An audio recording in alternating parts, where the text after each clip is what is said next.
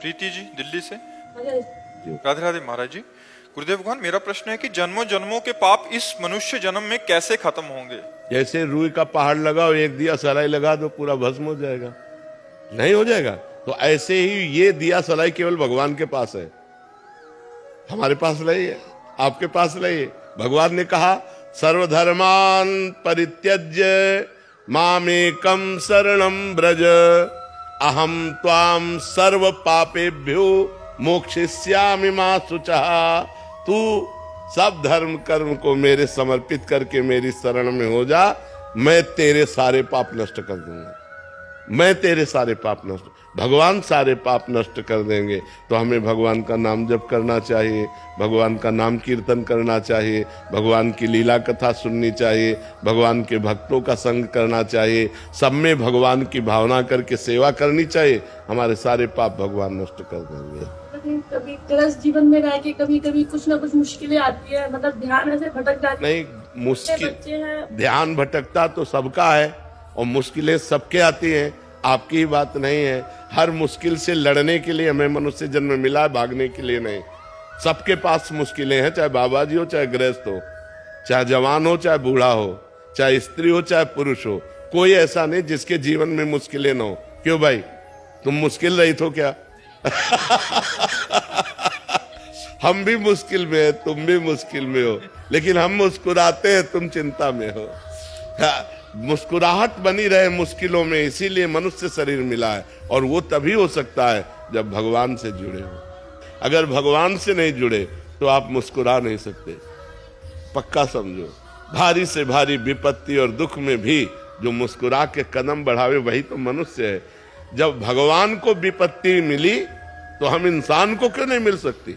राम जी को सुबह राज्य मिलना था और सामय के 14 वर्ष का वनवास मिला।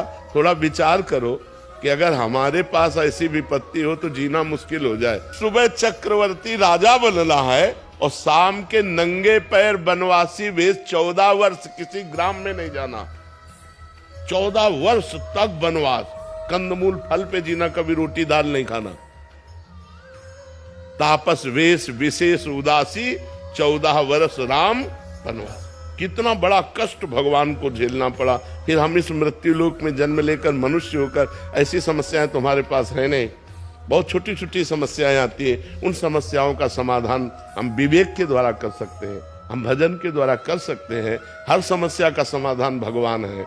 अगर हम भगवान से जुड़े, भगवान का नाम जप करें तो हमारे अंदर ऐसी बुद्धि आएगी कि हम लड़ सकते हैं, हम जी सकते हैं, हम दुख में भी जी सकते हैं।